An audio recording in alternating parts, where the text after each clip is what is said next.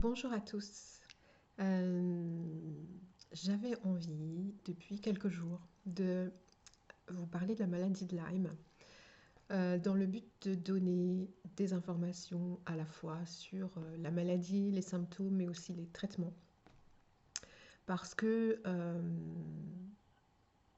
je suis moi-même confrontée à cette maladie, mais j'ai régulièrement des discussions avec des gens, et il y a vraiment un manque d'information, même une désinformation, un manque de prise en charge, d'accompagnement en France. Et non seulement c'est très choquant et c'est extrêmement difficile du coup quand on a cette maladie, mais je trouve que du coup c'est encore plus important qu'on se soutienne en fait, qu'on se donne les informations les uns les autres. En général, c'est vrai qu'en France, les malades sont mieux informés que les médecins, ce que je trouve absolument hallucinant, grave. Enfin voilà, il y a clairement un gros problème. On est dans un déni carrément, hein, puisqu'il y a plein de gens, y compris dans le corps médical, qui pensent que ça n'existe pas en fait, que c'est dans notre tête. Donc voilà, il y a du travail. Donc à la base de cette maladie, c'est une piqûre de tique. Apparemment, d'après les recherches, il n'y a pas que les tiques qui sont porteurs de ces bactéries qui nous transmettent et qui nous rendent malades. Il peut y avoir des araignées, des moustiques, etc., etc. Tout ce qui pique en fait. Alors, il paraît que les araignées ne piquent pas, mais tout le monde n'est pas d'accord là-dessus. Peu importe en fait, à chaque fois que vous avez une piqûre, vous pouvez avoir ces bactéries. Et donc, finalement, il y a plusieurs types de réactions, je dirais. C'est-à-dire, soit vous venez de vous faire piquer, vous le savez, vous l'avez vu, vous avez retiré la tique, et vous remarquez pardon, dans la semaine ou dans les 10 jours qui suivent, vous avez un état grippal, éventuellement de la fièvre, des douleurs très importantes, un épuisement aussi très important. Là, il faut aller consulter et il y a des protocoles avec des antibiotiques qui marchent très très bien. Et surtout, n'attendez pas de voir si vous avez effectivement cette tache rouge dont on nous parle. Il y a beaucoup de médecins, moi j'ai vu des médecins qui s'accrochent à ça. Si vous n'avez pas cette tache rouge autour de la piqûre, bah c'est rien en fait, ils vous laissent repartir chez vous comme ça, même si vous avez plein de symptômes. Alors qu'en fait, cette tache rouge, elle est là apparemment que dans 30% des cas. Donc voilà. Ça veut dire que si vous avez des symptômes, en fait c'est ça le plus important, ce sont les symptômes, c'est pas du tout cet érythème au niveau de la piqûre. Mais la piqûre, elle peut gratter beaucoup, ça peut être rouge effectivement, mais parfois ça passe complètement inaperçu. Ça ne veut pas dire que la tique ne vous a pas transmis des borrélias. Voilà. Ces bactéries s'appellent donc des borrélias. La maladie s'appelle une borréliose. Pardon. Et donc ces bactéries, en réalité, il y a plein de souches différentes et on ne les connaît pas toutes encore. Et ça, c'est un des problèmes par rapport aux tests. C'est-à-dire que, voilà, on sait que ces tests ne sont pas fiables. Ils ne sont pas fiables pour différentes raisons, mais notamment parce qu'il y a différentes souches et que euh, les tests les plus classiques vont tester certaines souches, c'est-à-dire est-ce que ces souches-là sont dans votre organisme, sauf que c'est basé plutôt sur des souches américaines et canadiennes. On n'a pas forcément les mêmes en Europe. Donc du coup, évidemment, vous pouvez avoir un test qui est négatif, alors qu'en fait, vous avez des borrélias, mais ce n'est pas les mêmes.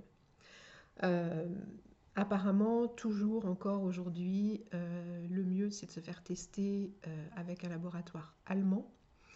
Euh, c'est vrai que c'est quand même une maladie où, en tout cas en France, on a tout intérêt à se renseigner, à lire, à chercher, à demander à droite à gauche des renseignements si on veut s'en sortir.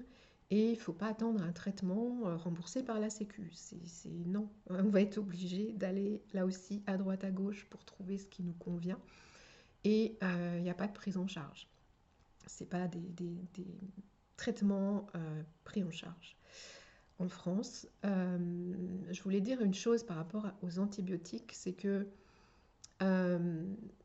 il y a une idée aussi par rapport aux antibiotiques pour Lyme qui dit que quand on a cette maladie depuis plusieurs années, ça ne sert à rien de prendre des antibiotiques puisque ça ne marchera pas. Personnellement, j'en ai eu alors que ça faisait longtemps que j'avais la maladie. J'en ai eu parce que je venais de me faire piquer et que j'avais plein de réactions. Et finalement, ça m'a soulagée des symptômes que j'avais auparavant. Voilà. Donc, en fait, la difficulté avec cette maladie, c'est que d'une part, il y a plein de symptômes, donc le diagnostic est différent et difficile.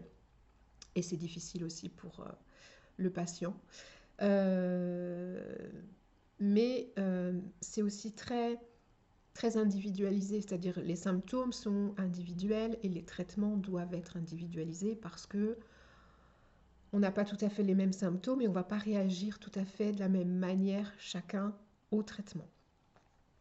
Il y a énormément d'errance médicale avec cette maladie pour les raisons déjà que j'ai évoquées, c'est-à-dire que c'est difficile de poser un diagnostic puisque les médecins ne sont pas informés, formés et qu'il y a énormément de symptômes. Donc du coup, on peut être orienté vers un symptôme, enfin on va plutôt chercher par rapport à un symptôme à un moment donné, et puis peut-être par rapport à un autre, mais on ne va pas prendre les choses de manière globale en se disant c'est bizarre, il y a quand même beaucoup de choses, est-ce que ça peut pas être Lyme?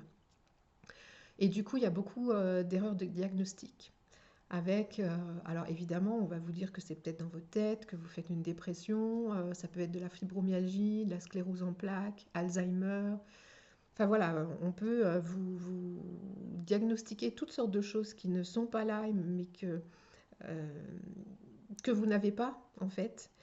Mais Lyme peut ressembler vraiment à tout ça.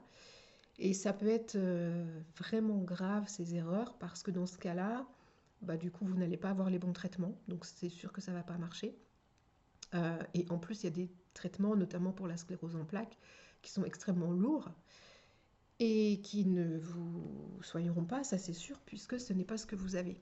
Donc c'est une vraie galère par rapport à ça.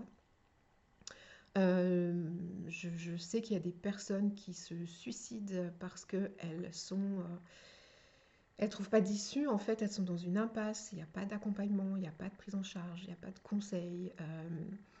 Les traitements, si on ne les cherche pas, on ne les trouve pas forcément, voilà. Et il faut oser sortir des sentiers battus, c'est-à-dire qu'il faut oser effectivement se renseigner en Suisse, en Autriche, en Allemagne. Il faut oser aller toquer à la porte de médecins et de naturopathes, par exemple, de différentes personnes comme ça, pour leur demander est-ce que vous prenez en charge cette maladie, est-ce que vous accompagnez les malades, comment, etc., pour être sûr que ces personnes connaissent bien le sujet et les traitements. Et donc moi c'est ce que j'ai fait, c'est-à-dire que dès que j'ai su que j'avais Lyme, j'ai contacté différentes personnes que je connaissais qui étaient susceptibles de me donner des renseignements, que ce soit sur les traitements, sur des médecins ou des personnes qui accompagnaient cette maladie, sur les tests, etc., etc. Et du coup j'ai eu plein de renseignements dès le début. Et plein de protocoles différents. Alors, au niveau des symptômes, souvent il y a vraiment une grande fatigue. Ça peut être vraiment un épuisement. Plus, on a l'impression d'être un zombie. Voilà, c'est-à-dire qu'on est vivant, on est debout, pas toujours. Mais vraiment, voilà, on a l'impression d'avoir, on oscille entre 80 et 95, 98 ans. On a vraiment l'impression comme ça d'être très âgé d'un coup, on se traîne et on a mal absolument partout. Alors, il y a pas tout, on n'a pas forcément tous les symptômes que je vais décrire, hein. Et il y a différents degrés, évidemment, dans ces symptômes. Mais voilà, on peut avoir mal absolument partout, des douleurs articulaires. Il y a des douleurs au niveau des chevilles qui sont assez typiques de Lyme. Cette impression d'être, qu'on a des fers aux pieds en fait, hein, ça nous serre au niveau des pieds. On peut avoir des sensations de chaleur, de brûlure ou de fourmillement. Moi, j'ai eu beaucoup ça dans les jambes notamment, par exemple. Il peut y avoir des douleurs au niveau de la tête, au niveau de la nuque, ça peut être raide. Euh, il peut y avoir des problèmes digestifs, des problèmes d'insomnie, des problèmes aux yeux, avec notamment des douleurs aux yeux, une vue qui change aussi. Moi, je ne pouvais pas avoir de lunettes. En tout cas, à la maison, j'ai 3-4 paires de lunettes parce que ma vue changeait tout le temps.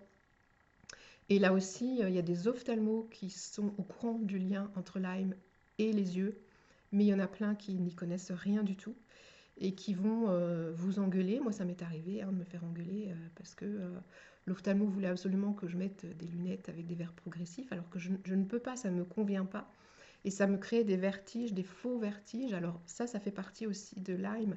Dans Lyme, en fait, on a de l'arthrite de Lyme, donc ça va être vraiment des douleurs articulaires.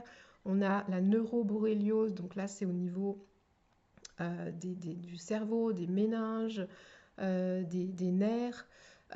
Et du coup, là, on a l'impression, là, on peut avoir des maux de tête, on peut avoir une impression de chaleur dans la tête, une impression donc de faux vertiges, c'est-à-dire que ça tourne, mais plutôt à l'intérieur. C'est pas des vertiges classiques.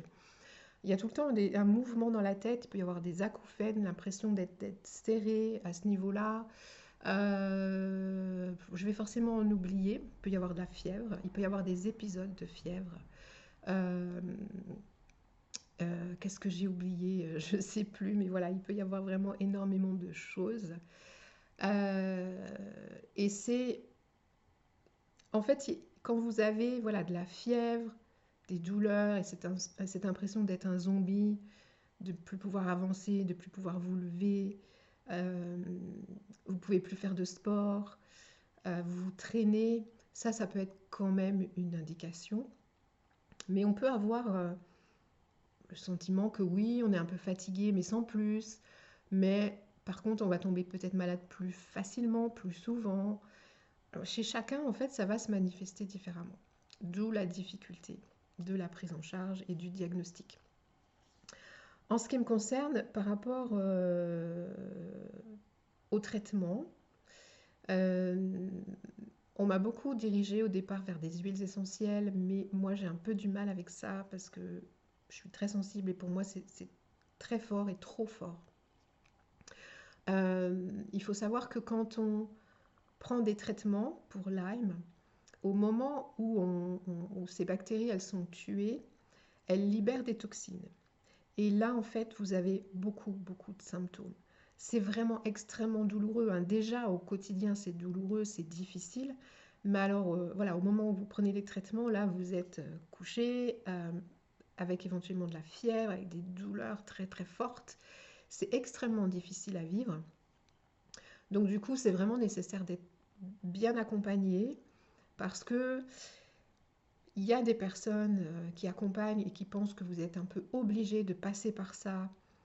Ça s'appelle des réactions de Herx ou Herxheimer. Et c'est le signe que vous éliminez des bactéries, donc c'est plutôt positif. Mais je trouve que le corps prend cher, que c'est vraiment dur pour l'organisme. Donc voilà, je me suis posé beaucoup de questions par rapport à ça. Et dans d'autres protocoles, en fait, on vous dit que dès que vous avez des réactions, vous pouvez diminuer un peu les doses ou en tout cas ne pas les augmenter. Et puis il y a des conseils pour faire en sorte que on élimine plus facilement, plus rapidement ces bactéries pour moins souffrir, moins longtemps. Euh, et par rapport à ces conseils, notamment, l'idée c'est de transpirer beaucoup, donc boire beaucoup.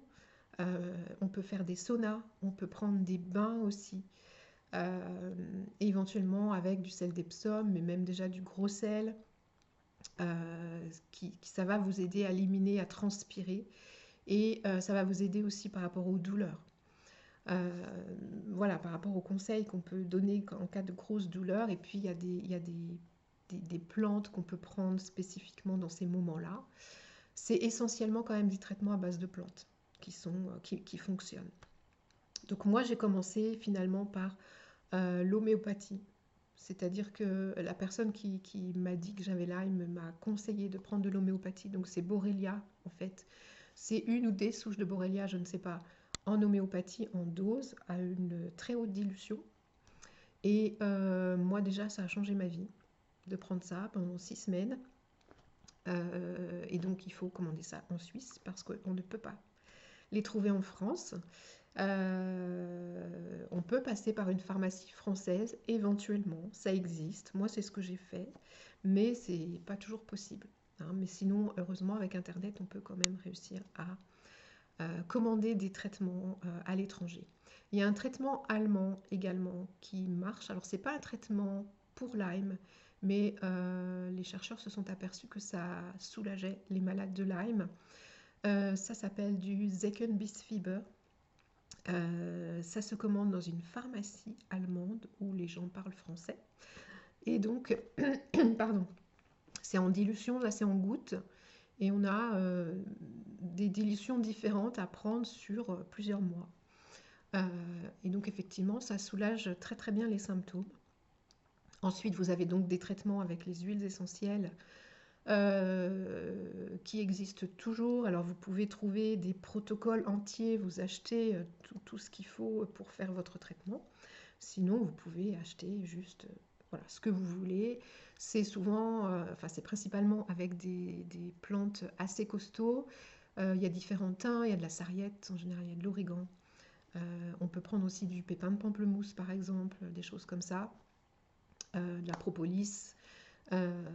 Et tout ça va également booster l'organisme, enfin le soutenir en tout cas, et puis éliminer ces bactéries, les tuer et les éliminer. Euh, et sinon, moi, comme je ne voulais pas prendre les huiles essentielles, j'ai pris les mêmes plantes mais en hydrolat, ce qui est moins agressif pour moi, en tout cas, pour mon organisme. Au niveau du goût, c'est toujours très costaud, hein, parce que c'est les mêmes plantes. Mais moi, j'ai bien aimé prendre ce traitement qui à la fois soutient le corps, qui en a grand besoin, et qui en même temps permet d'éliminer ces bactéries. En fait, ce qu'il faut comprendre, c'est que ces bactéries, elles vont se nourrir de tout ce qu'elles trouvent dans le corps. Donc c'est aussi nécessaire de se reposer, de prendre de la vitamine C, de prendre du zinc, souvent de la vitamine B, D aussi, de prendre du magnésium, du sélénium.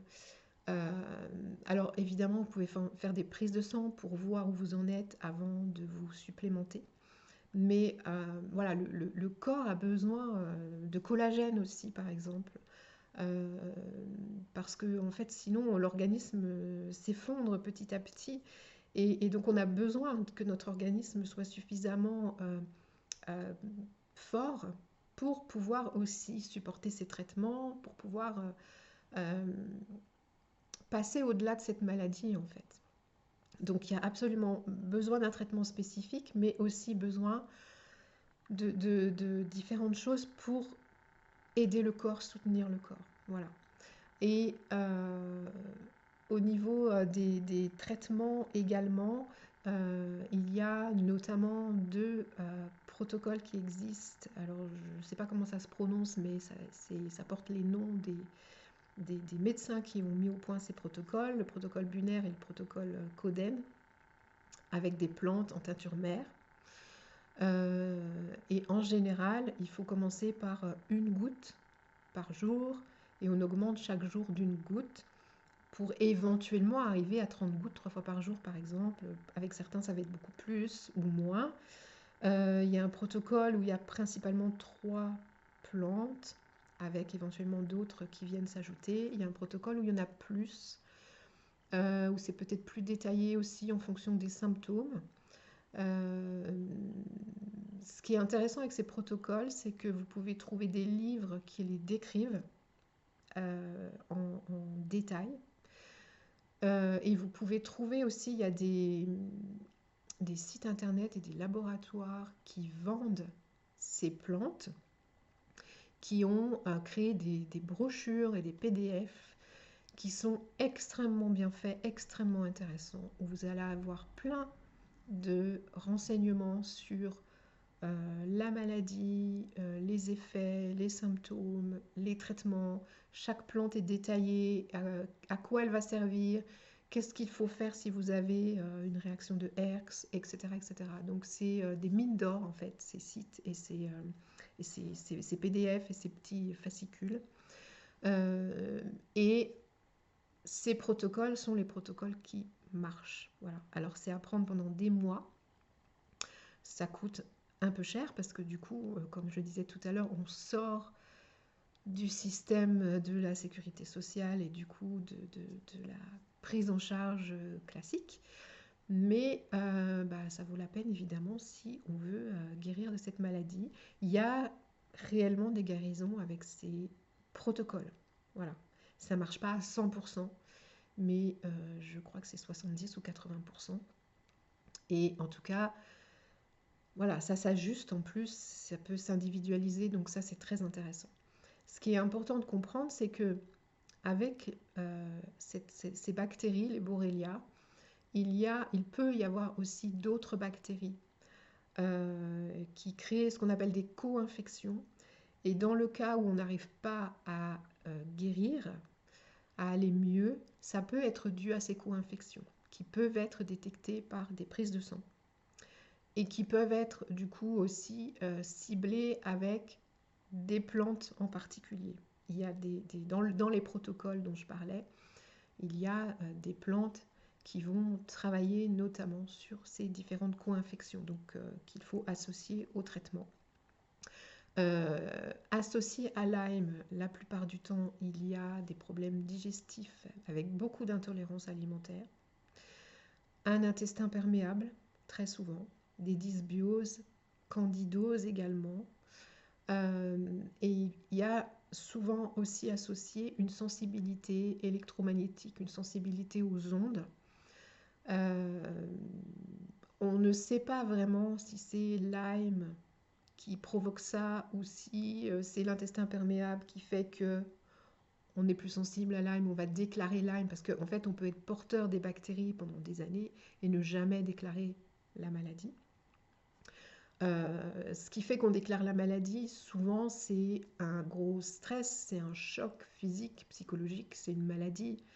Euh, voilà, c'est le système immunitaire à un moment donné en fait qui chute et qui fait que cette bactérie va pouvoir s'exprimer et prendre de la place. C'est vraiment une bactérie qui va aller partout, hein, dans tout le corps, dans tout l'organisme, et qui a la faculté de se cacher d'une certaine manière, de se protéger. Et c'est pour ça que les traitements sont assez costauds, parce qu'il faut déjà aller la déloger pour pouvoir la tuer. Donc c'est pas, on peut pas juste prendre un petit truc comme ça qui va marcher. On peut pas prendre des traitements plus classiques qui se font pour les bactéries en général en fait. Et puis il y a cette problématique liée au fait qu'il puisse y avoir des co-infections. Et puis donc cette sensibilité, cette perméabilité intestinale avec les intolérances qui peuvent augmenter les symptômes. Et puis les ondes qui augmentent aussi les symptômes, notamment au niveau du cerveau, au niveau de la neuroborréliose, et qui peuvent faire que c'est assez insupportable. Moi, ce qui me surprend aussi beaucoup, c'est que on connaît cette maladie. Il y a quand même pas mal de données assez claires là-dessus. Et pourtant, au niveau de la prévention, il y a peu de réelles comment dire, réactions de la part des gens. Moi, je vois encore des gens se balader en short dans les prés, dans les prairies, dans les forêts. Alors que, voilà, moi, il n'y a pas très longtemps, j'étais dans la forêt derrière chez moi. Mon mari les voyait tomber sur lui, les tiques. Moi, j'en avais beaucoup moins. Mais voilà, le soir, on en a enlevé plein qui ne nous avaient pas piqué. Mais pourtant, on était habillés. Mais lui avait des vêtements clairs et du coup, il les voyait vraiment bien. Et il y a des sprays qui existent avec des huiles essentielles qui fonctionnent très bien, qu'on peut trouver, si je ne me trompe pas, en pharmacie et aussi en magasin bio. Il y a aussi des petites médailles pour les chats et les chiens qu'on peut essayer de porter sur soi aussi. Il y a également des petites perles de céramique qui sont spécifiques pour protéger contre les tiques, les puces, etc. pour les animaux.